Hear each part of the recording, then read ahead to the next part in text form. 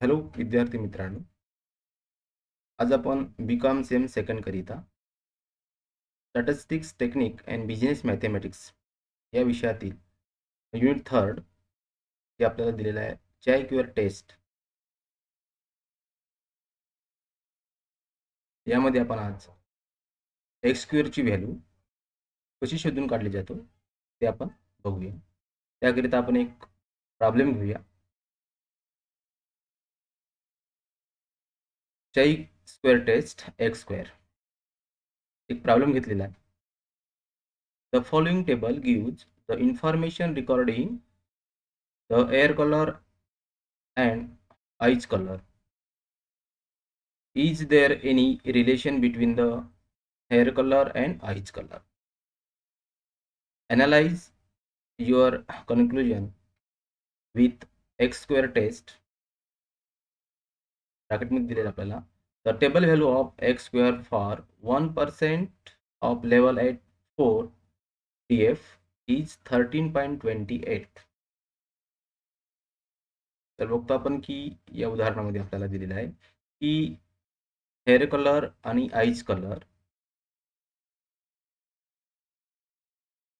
यामधलं relation कुठलं आहे ते आपल्याला एक्स स्क्वेअर टेस्ट द्वारे त्याचं आपल्याला कन्क्लुजन काढायचं आहे. त्याकरिता आपल्याला डेटा दिलेला आहे ऑइज कलर आणि हेअर कलर. तर बघतो आपण इथे की ऑइज कलरमध्ये आपल्याला 3 कलर दिलेले आहेत, ब्लॅक, ब्राऊन अँड ग्रे. आणि हेअर कलरमध्ये सुद्धा आपल्याला ब्लॅक, ब्राऊन आणि ग्रे. तर इथे बघतो आपण की ऑइज कलर आणि हेअर कलर हे दोन्ही घटक एकमेकांशी संबंधित आहेत की नाही आहेत हे आपल्याला त्याचं ॲनालाइज करायचं आपल्याला. तर इथे आईज कलर आणि हेअर कलर हे एकमेकांशी निगडीत आहेत की ते स्वतंत्र आहेत ते आपल्याला सांगायचं आहे. आपल्याला डेटा दिलेला आहे की हेअर कलरमध्ये ब्लॅक कलरचं 35, 20, 25.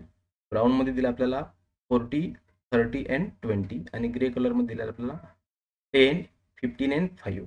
तसंच ऑइज कलरमध्ये बघतो आपण की ब्लॅकमध्ये आपल्याला दिलेलं आहे 35, 40 अँड 10. ब्राऊनमध्ये 20, 30 अँड 15 आणि ग्रे कलरमध्ये 25, 20 अँड 5. तर इथे बघतो आपण की हेअर कलर ज्यांचं ब्लॅक आहे तसं आईज कलर ब्लॅकवाला सगळं 35 दिलं आपल्याला. त्यानंतर बघतो आपण की हेअर कलर ब्लॅक असं 40 आणि आईज कलर ब्राऊनवाले 20 अशा पद्धतीने आपल्याला त्या डेटा दिलेला आहे आणि यावरून आपल्याला ॲनालाइज करून त्याचा निष्कर्ष काढावाचा आहे. तर बघतो आपण की दिलेल्या उदाहरणामध्ये बघतो आपण की त्यांचं आपल्याला टोटल दिलेलं नाही आहे. त्यामुळे आपण काय करूया की प्रथम याचं म्हणजे कॉलम आणि रोजचं आपण जी व्हॅल्यूज आपल्याला दिल्या त्याचं आपण काय करूया टोटल करून घेऊया. तत्पूर्वी आपण बघतो की आपल्याला जो टेबल दिला टेबल कुठल्या स्वरूपाचा दिसतो आपल्याला. बघा की आपल्याला कॉलममध्ये आपल्याला 3 कलर्स दिलेले आहेत ब्लॅक, ब्राऊन आणि ग्रे. आणि रोमध्ये आपल्याला ब्लॅक, ब्राऊन आणि ग्रे असं 3-3 कलर दिले आहेत. म्हणजे आपला हा जो टेबल आहे हा कुठल्या प्रकारचा असेल 3x3 चं. त्यामुळे आपल्याला आपण बघतो की 3x3 टेबलमध्ये 9 आपल्याला ऑब्जेक्ट व्हॅल्यू दिलेले असतात. जसं 35, 40, 25, 40, 30, 20 आणि 10, 15 आणि 5 हे आपल्याला ऑब्जेक्ट व्हॅल्यू दिले आहेत. या 9ही ऑब्जेक्ट व्हॅल्यूचा आपल्याला एक्सेप्टेड व्हॅल्यू काढावायचा आहे. आणि त्यानंतर एक्स टेस्ट म्हणजे एक्स स्क्वेअरची व्हॅल्यू आपल्याला काढवायची आहे. आपल्याला उदाहरणामध्ये दिलेलं आहे की याचं टेबल व्हॅल्यू जी आहे एक्स स्क्वेअरची ही 1% सिग्निफिकन्स लेवल असताना डिग्री ऑफ फ्रीडम त्याचं किती 4 असताना एक्स स्क्वेअरची व्हॅल्यू आहे 13.28. म्हणजे आपल्याला टेबल व्हॅल्यू दिला आहे 13.28. आपल्याला कॅल्क्युलेट व्हॅल्यू एक्स स्क्वेअरची व्हॅल्यू आपल्याला काढावायची आहे आणि या दोघांचं आपण व्हॅल्यूची आपण तुलना करून आपल्याला निष्कर्ष द्यावाचे आहेत. तर प्रथम आपण उदाहरणामध्ये आपण बघतो की टेबलचं आपलं टोटल दिलेलं नाही. त्यामुळे आपण सोल्युशन सोडवत असताना आपण प्रथम टोटल करून घेऊया.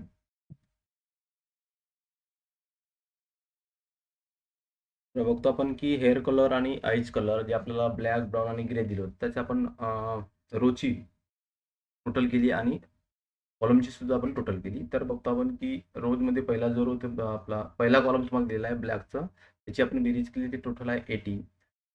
ब्राऊन या कॉलमचं आपण बेरीज केली ते मिळालं आपल्याला 90. ग्रे या कॉलमचं आपण बेरीज केली तर मिळालं आपल्याला 30. त्यानंतर रोमध्ये बघतो आपण की ब्लॅक रोचं आपण जर बेरीज केलं ते मिळतं आपल्याला 85. ब्राऊनचं टोटल केली आपण रोजचं या तर 20, 30 अँड 15, 65 आणि ग्रे कलरचं मिळतो आपल्याला 52. असं आपल्याला कॉलमचं आणि रोजचं आपण बेरीज केली. त्यानंतर त्या बेरजेचं म्हणजे टोटलची आपण टोटल करायची आहे. ती बघतो आपण की कॉलममध्ये जर टोटल केली आपण तर कॉलमचे तर 200 येतो आणि रोजचं सुद्धा केलं तरी ते 200 येतो. 200 म्हणजे तुमचं त्याला आपण म्हणतो एनची व्हॅल्यू. त्यानंतर बघतो की आपल्याला 3/3चं टेबल दिलेलं आहे. त्यामुळे 3/3च्या टेबलमध्ये 9 ऑब्जेक्ट व्हॅल्यू दिलेले असतात. जसं आपल्याला इथे दिलं आहे की 35, 20, 25, 40, 30, 20, 10, 15 अँड 5 असं आपल्याला 9 ऑब्जेक्ट व्हॅल्यू दिलेल्या आहेत. या 9 ऑब्जेक्ट व्हॅल्यूज आपल्याला काय करायचं आहे, एक्सेप्टेड व्हॅल्यू काढायचं आहे. तर बघतो आपण की जेव्हा आपल्याला एक्सेप्टेड फ्रिक्वेन्सीचं टेबल आपण जेव्हा तयार करतो त्यावेळेस आपल्याला अ, पूर्ण संख्यांचा आपल्याला एक्सेप्टेड व्हॅल्यू काढण्याची काही गरज नाही. कारण काय आपण काही आपण शोधून जर काढलं तर त्यावरून आपल्याला बाकीचे एक्सेप्टेड व्हॅल्यू आपल्याला शोधून काढता येतो. म्हणजे समीकरणानुसार विचार जर केला आपण तर. तर इथे बघतो आपण की जर आपण 3/3च्या टेबलमध्ये आपण कुठलीही 4 जर संख्या आपण समीकरणाद्वारे आपण शोधून काढलं, तर बाकीचे आपल्याला उर्वरित जे आहेत 5 संख्या ऑब्जेक्ट व्हॅल्यूचं आपल्याला त्याचं एक्सेप्टेड व्हॅल्यू शोधून काढता येतो.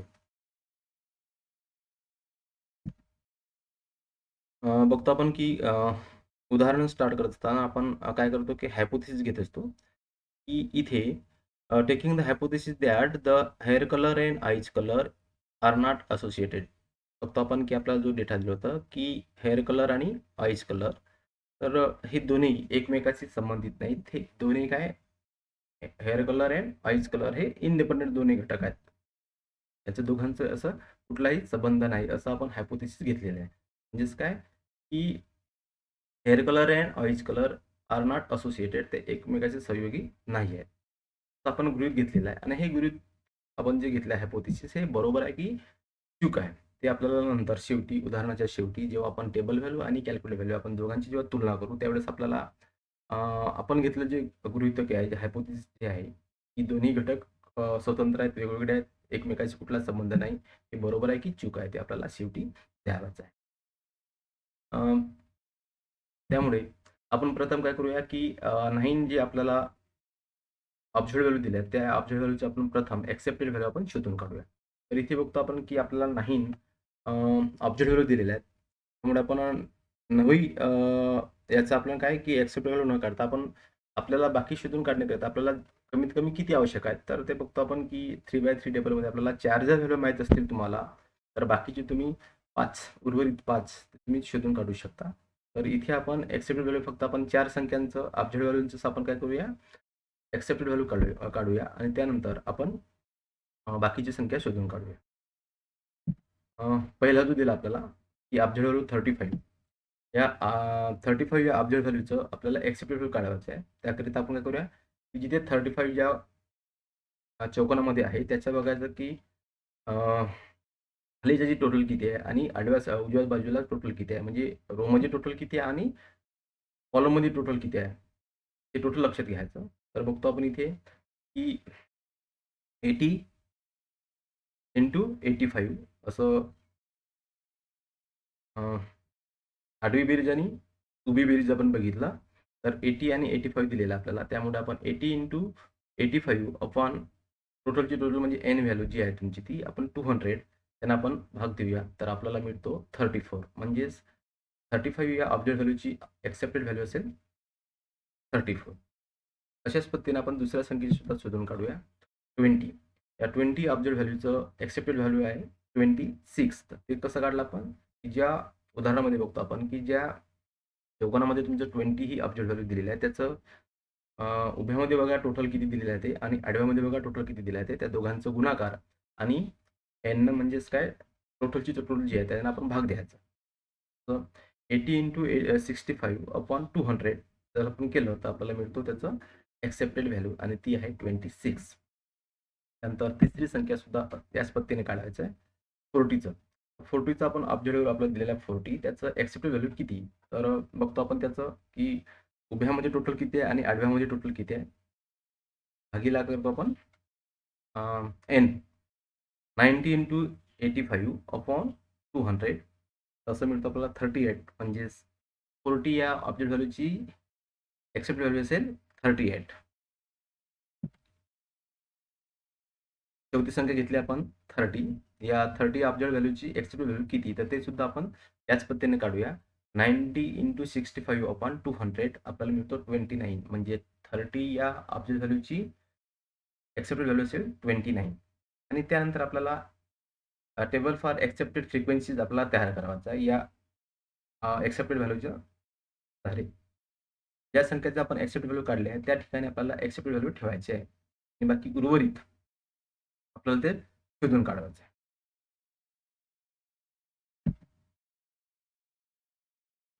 तर आपण प्रथम आता टेबल फॉर एक्सेप्टेड फ्रिक्वेन्सीज तयार करूया. पण एक्सेप्टेड फ्रिक्वेन्सीज आपण टेबल तयार करत आहोत.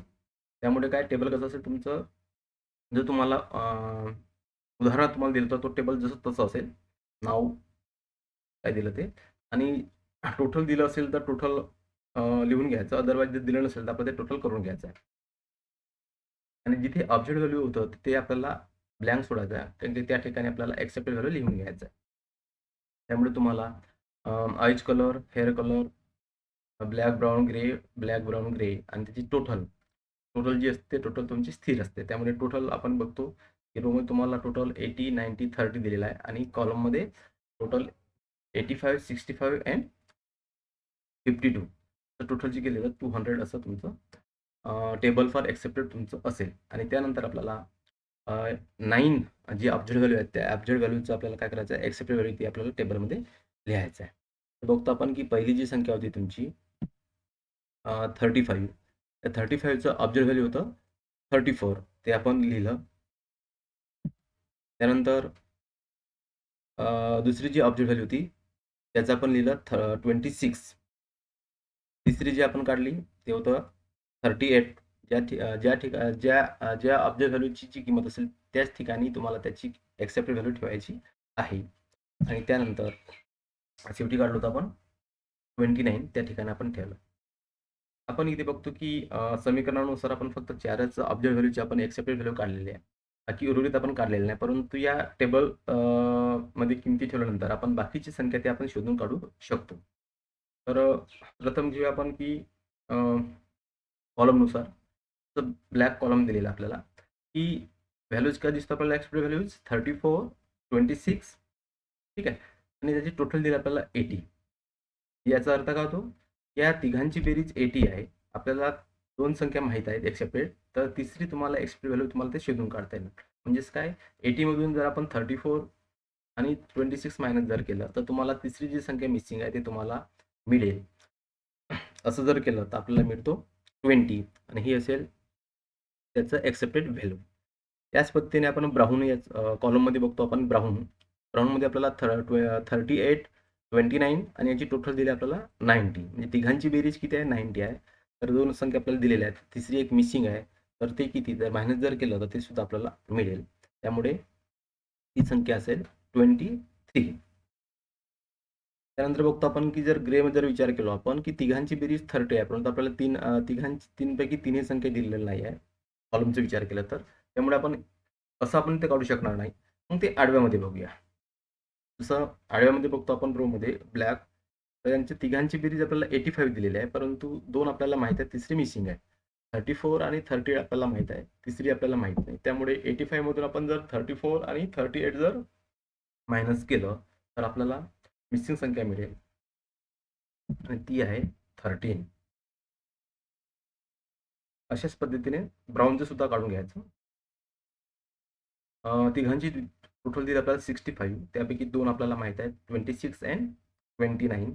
थर्ड मिसिंग कुठली तर आपण 65 मधून 26 अँड 29 जर मायनस केलं तर आपल्याला मिळेल 10. आता शेवटची संख्या आपण जर उभ्या कॉलमनुसार जर आपण बेरीज केली किंवा आडव्या केलं तरी ते आपल्याला मिळेल. कारण की आपल्याला काय आधी आपल्याला तिन्ही संख्या माहीत नव्हते. आता 2 संख्या माहीत झाले. त्यामुळे आपल्याला तिसरी संख्या शोधून काढता येतो. मग तुम्ही दोन्ही पद्धतीने तो काढू शकता तुम्ही ही मिसिंग संख्या एकतर आडव्यानुसार किंवा उभ्यानुसार. तर उभ्यानुसार घेतलं आपण तिघांची बेरीज 30 दिलेली आहे आणि दोन संख्या ज्या आहेत तुमचे 13 आणि 10 आहे. ही जर आपण 31 मायनस केलं तुम्हाला मिळेल 7 ही असेल त्याचं एक्सेप्टेड व्हॅल्यू. तर अशा पद्धतीने आपण जे आपल्याला 9 ऑब्जेक्ट व्हॅल्यू दिलं होतं उदाहरणामध्ये त्या 9 ऑब्जेक्ट व्हॅल्यूचं आपण एक्सेप्टेड व्हॅल्यू आपण इथे शोधून काढलेली आहे. आणि हे शोधून काढल्यानंतर मग आपल्याला एक्स स्क्वेअर टेस्टचा जो फॉर्म्युला दिलेला आहे तो फॉर्म्युला आपल्याला यूज करावाचा आहे.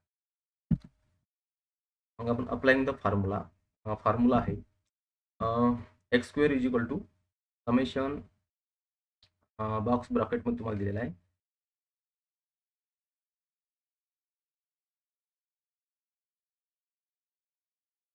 ब्रॅकेटमध्ये F minus F1 bracket square upon F1 किंवा आपण दुसरा जो फॉर्म्युला बघितला आहे की x square is equal to summation box ब्रॅकेटमध्ये O minus E bracket square upon E. इथे बघतो आपण की ओ म्हणजे तुमचं काय असेल ऑब्जेक्ट व्हॅल्यू आणि ई असेल तुमची एक्सेप्टेड व्हॅल्यू. म्हणजे काय ज्या संख्या जे तुम्हाला ऑब्जेक्ट व्हॅल्यू दिली आहे त्या संख्येचं तुम्हाला एक्सेप्टेड व्हॅल्यू किती आहे ते तुम्हाला इथे लिहायचं आहे. तर फॉर्म्युला आपलं बघतो आपण की x square is equal to summation bracket बॉक्समध्ये तुम्हाला दिलेला आहे की ब्रॅकेटमध्ये O minus E bracket square upon E. इथे तुम्हाला O stand for observed frequencies and E stand for expected frequencies. आणि त्यानंतर या फॉर्म्युला तुम्हाला व्हॅल्यूज ठेवून तुम्हाला एक्स स्क्वेअरची किंमत शोधून काढावायची आहे. तर बघतो आपण इथे आपलं टेबल जो होतं उदाहरणामध्ये 3/3चं टेबल होतं. त्यामुळे तुम्हाला 3/3 टेबलमध्ये किती 9 ऑब्जेक्ट व्हॅल्यू असतात. त्यामुळे तुम्हाला या 9 ऑब्जेक्ट व्हॅल्यूकरिता आपण 9 एक्सेप्टेड व्हॅल्यू आपण शोधून काढलेले आहे. त्यामुळे तुम्हाला हा जो फॉर्म्युला तुम्हाला 9 टाइम तुम्हाला ते ठेवावं लागेल प्रत्येक ऑब्जेक्ट व्हॅल्यूकरिता आणि त्याची तुम्हाला मग वजाबाकी आणि बेरीज करून तुम्हाला एक्स स्क्वेअरची किंमत काढायची आहे. तर बघतो आपण इथे की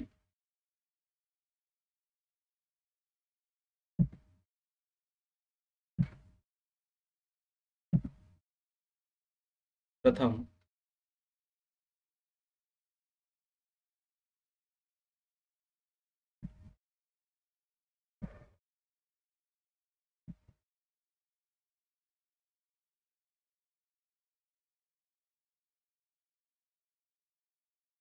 तर आपण किमती जर ठेवलं तर दिसतो आपल्याला पहिलं जे तुमची ऑब्जेक्ट व्हॅल्यू आहे 35 करिता तर त्या 35चा एक्सेप्ट व्हॅल्यू होती 34. त्यामुळे O minus E upon E जर असं केलं आपण तर काय मिळेल आपल्याला x square is equal to ब्रॅकेटमध्ये 35 मायनस 34 ब्रॅकेट स्क्वेअर अपॉन 34. नंतर दुसरी संख्या तुमची ऑब्जेक्ट व्हॅल्यू 20. 20चं एक्सेप्ट व्हॅल्यू होती 26. त्यामुळे ब्रॅकेटमध्ये 20 मायनस 26 ब्रॅकेट स्क्वेअर अपॉन 26. त्यानंतर प्लस तिसरी संख्या होती तुमची ऑब्जेक्ट व्हॅल्यू 25. या 25चं एक्सेप्टेड व्हॅल्यू होतं 20. त्यामुळे आपण 25 मायनस 20 ब्रॅकेट स्क्वेअर अपॉन 20. चौथी ऑब्जेक्ट व्हॅल्यू होती 40. त्या 40चं एक्सेप्ट व्हॅल्यू होतं 38. त्यामुळे ब्रॅकेटमध्ये 40 minus 38 bracket square upon 38 plus पाचवी संख्या तुम्हाला दिली होती ऑब्जेक्ट व्हॅल्यू 30. या 30चं एक्सेप्ट व्हॅल्यू होतं 29. त्यामुळे आपण ते ठेवलं तिथे ब्रॅकेटमध्ये 30 minus 29 bracket square upon 29 plus 6वी संख्या आहे ऑब्जेक्ट व्हॅल्यू 20. त्याचं एक्सेप्ट व्हॅल्यू होती 23. त्यामुळे आपण ते ठेवलं तर ब्रॅकेटमध्ये 20 मायनस 23 ब्रॅकेट स्क्वेअर अपॉन 23.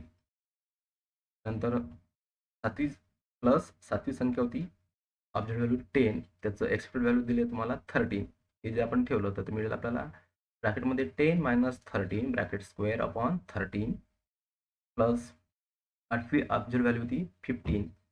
तर त्या 15चं ऑब्जेक्ट व्हॅल्यू होतं एक्सेप्टेड व्हॅल्यू होतं 10. त्यामुळे ब्रॅकेटमध्ये 15 मायनस 10 ब्रॅकेट स्क्वेअर अपॉन 10 आणि शेवटचं जे 90 जे होतं ऑब्जेक्ट व्हॅल्यू 5, या 5चं ॲक्सेप्ट व्हॅल्यू होते 7, त्यामुळे ब्रॅकेटमध्ये 5 मायनस 7 ब्रॅकेट स्क्वेअर अपॉन 7 असं आपण त्या फॉर्म्युलामध्ये ठेवलं 9 ऑब्जेक्ट व्हॅल्यूकरिता अशा पद्धतीने. आणि त्यानंतर मग आपल्याला बीजगणितीय पद्धतीनुसार ते आपल्याला समीकरणाला सोडवायचं आहे. काय करूया प्रथम आपण मग नेक्स्ट आहे वजाबाकी दिलेला आपल्या ब्रॅकेटमध्ये, त्यामुळे आपण प्रथम वजाबाकी करून घेऊया. वजाबाकी केल्यानंतर आपल्याला मिळतो की ब्रॅकेटमध्ये 1 square upon 34 plus -6 square upon 26 plus 5 square upon 20 plus 2 square upon 38 plus 1 square upon 29 plus -3 square upon 23 plus -3 square upon 13 plus 5 square upon 10 and -2 square upon 7. असं आपण मायनस केलं तर आपल्याला मायनस केलेली संख्या मिळतो आणि त्याचं स्क्वेअर. त्यानंतर नेक्स्ट स्टेप असेल तुमचं की या सर्वांचं काय करायचं आता स्क्वेअर काढून घ्यायचा आहे. त्यामुळे आपण स्क्वेअर जर काढलं तर काय मिळतो 1चं स्क्वेअर 1, त्यामुळे x square is equal to 1/34 plus -6चं स्क्वेअर 36, त्यामुळे 36/26 प्लस 5 स्क्वेअर 25/20 प्लस 2चं स्क्वेअर 4, त्यामुळे 4/38 प्लस 1चं स्क्वेअर 1, त्यामुळे 1/29 प्लस -3चं स्क्वेअर 9, त्यामुळे 9/23 प्लस -3चं स्क्वेअर अगेन 9, त्यामुळे 9/13 प्लस 5 स्क्वेअर 25, त्यामुळे 25/10 अँड प्लस -2चं स्क्वेअर 4/7 असं आपल्याला मिळेल. त्यानंतर या सर्वांचा काय करायचा भागाकार करून घ्यायचा. त्यामुळे नेक्स्ट स्टेप असेल यांचा भागाकार.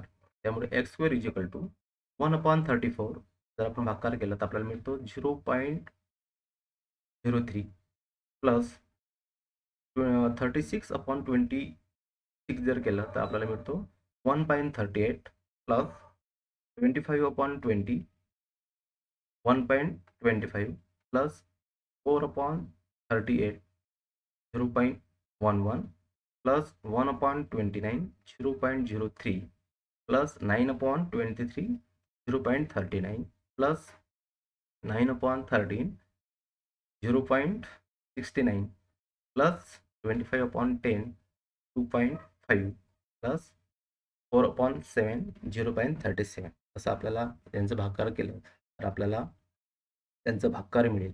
आणि त्यानंतर शेवटची स्टेप असेल या सर्वांची जर आपण बेरीज केली म्हणजेच X square is equal to 0.03 plus 1.38 plus 1.25 plus 0.11 plus 0.03 plus 0.39 plus 0.69 plus 2.5 plus 0.37 यांची जर बेरीज केली तर आपल्याला मिळेल एक्स स्क्वेअरची किंमत आणि बेरीज येतो 6.95 म्हणजेच तुमच्या एक्स स्क्वेअरची व्हॅल्यू असेल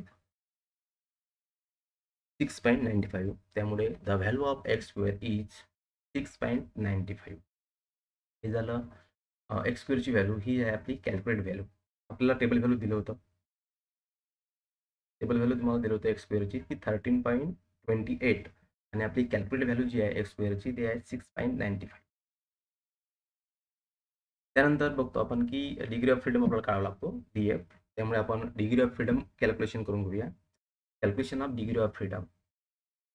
डिग्री ऑफ फ्रीडम DF म्हणतो आपण त्याला. DF काढत असताना काय करतो आपण त्याचा फॉर्म्युला जो दिलेला आपल्याला की C-1 इंटू R-1 म्हणजे काय हे जे तुम्हाला उदाहरण दिलेलं आहे तुम्हाला डेटा जो दिलेला आहे त्याचा कॉलम किती आहेत आणि त्याचं रो किती आहेत. तर आपण बघितलं की आपला जो प्रॉब्लेम होता तर 3/3 टेबलचं, त्यामुळे 3 रो आणि 3 तुम्हाला कॉलम दिलं होतं. त्यामुळे इथे आपण ही संख्या ठेवूया. DF इज इक्वल टू ब्रॅकेटमध्ये C-1 इंटू ब्रॅकेटमध्ये r-1 टी फॉर कॉलम आणि r फॉर रोज. त्यामुळे किती कॉलम आहेत आणि किती रोज आहेत ते जर आपण ठेवलं तर बघतो आपण की कॉलम किती आपल्याला 3 दिलं होतं. त्यामुळे 3-1 इंटू रो किती आहे 3, त्यामुळे 3-1 मायनस जर केला आपण 1 त्यामधून तर काय मिळतं आपल्याला 2 इंटू 2. 3-1 2, 3-1 2, त्यामुळे 2 इंटू 2 मिळतो तुम्हाला. 2 इंटू 2चं मल्टिप्लिकेशन केलं तर आपल्याला डिग्री ऑफ फ्रीडम मिळेल 4, म्हणजे f इक्वल टू 4. त्यामुळे डिग्रीज ऑफ फ्रीडम किती असेल तुमचं 4. आणि हे सर्व काढल्यानंतर टेबल व्हॅल्यू, एक्स स्क्वेअरची टेबल व्हॅल्यू आणि एक्स स्क्वेअरची कॅल्क्युलेट व्हॅल्यू या दोघांचं तुलना करायची आपल्याला. आणि तुलना करून आपल्याला जे आपण हायपोथेसिस घेतलं होतं सुरुवातीला, की इथे आपल्याला दिलं होतं उदाहरणामध्ये की व्हाईट कलर आणि हेअर कलर हे एकमेकाशी संबंधित आहेत का? तर आपण गृहीत घेतलं होतं की ही व्हाईट कलर आणि हेअर कलर हे दोन्ही स्वतंत्र आहेत. त्या दोघांचा कुठलाही संबंध नाही. आपण असं गृहीत घेतलं होतं. ते एकमेकाशी कुठलेही असोसिएट नाहीत असं आपण गृहीत घेतलं होतं. पण हे आपण घेतलेलं गृहीत हायपोथेसिस बरोबर आहे की चूक आहे? हे आपल्याला ठरवायचं आहे. तर हे कशावरून ठरवत असतो आपण ते टेबल व्हॅल्यू आणि कॅल्क्युलेट व्हॅल्यूवरून आपण ठरवत असतो. जर टेबल व्हॅल्यूपेक्षा जर तुमचं कॅल्क्युलेट व्हॅल्यू जर कमी असेल, तर आपण घेतलेले हायपोथेसिस जे असते ते बरोबर असते.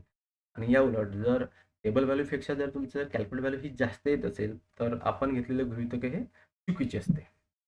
तर आपण इथे घेतलं होतं गृहीतके की hair colour and orange colour हे एकमेकाशी असोसिएट नाहीत. दोन्ही घटक कसे आहेत तुमचे इंडिपेंडेंट आहेत. आपण असं म्हटलं होतं. मग हे बरोबर आहे की चूक आहे हे आपल्याला ठरवायचं आहे.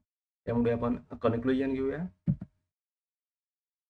तर बघतो आपण की या उदाहरणामध्ये the table value of X square for 1% of level at 4 degree of freedom is 13.28. आपल्याला टेबल व्हॅल्यू दिलं होतं 13.28 and calculate value of X square is 6.95. आणि बघतो आपण की आपण एक्स स्क्वेअरची किंमत काढली, कॅल्क्युलेट व्हॅल्यू काढली, ते किती आलं आपलं 6.95. त्या दोघांचं टेबल व्हॅल्यू आणि कॅल्क्युलेट व्हॅल्यूचा आपण जर विचार केला तर काय दिसतो आपल्याला इथे की टेबल व्हॅल्यूपेक्षा आपली कॅल्क्युलेट व्हॅल्यू ही कमी आहे. Which is less than the table value. म्हणजे टेबल व्हॅल्यूपेक्षा आपली कॅल्क्युलेट व्हॅल्यू ही कमी आहे. त्यामुळे hence our hypothesis is correct. त्यामुळे काय दिसतं आपल्याला की आपण घेतलेले हायपोथेसिस बरोबर आहे. म्हणजे काय घेतलं होतं आपण की eyes colour and hair colour हे एकमेकाशी असोसिएट नाहीत, एकमेकाशी संबंधित नाहीत किंवा ते दोन्ही घटक स्वतंत्र आहेत आपण घेतलं होतं आणि ते आपण घेतलेलं गृहीतक इथे बरोबर आहे. The show that the hair color and eyes color are not associated with each other. त्यामुळे म्हटलं आहे की hair colour and eyes colour हे एकमेकाशी असोसिएट नाहीत. याचा अर्थ होतो की दे आर इंडिपेंडेंट. म्हणजे हे दोन्ही कसे आहेत ते hair colour and eyes colour हे एकमेकाशी इंडिपेंडेंट आहेत म्हणजे स्वतंत्र आहेत. तर विद्यार्थी मित्रांनो, अशा पद्धतीने आपण एक्स स्क्वेअरची आपण व्हॅल्यू काढून घेतली आणि टेबल व्हॅल्यू दिलं असता. आपण टेबल व्हॅल्यू आणि कॅल्क्युलेट व्हॅल्यू आपण तुलना करून आपण जे हायपोथेसिस आपण घेतलं होतं सुरुवातीला, हे नेहमी आपण घेत असतो की दोन्ही घटक स्वतंत्र असतात. त्यामुळे आपण घेतलेलं गृहीतक बरोबर आहे की चूक आहे ते आपण शेवटी निष्कर्षाचा काढत असतो. आणि आपण इथे बघतो आपण शेवटचा आपला निष्कर्ष निघाला की आपण घेतलेलं गृहीतक हे अगदी बरोबर आहे. धन्यवाद.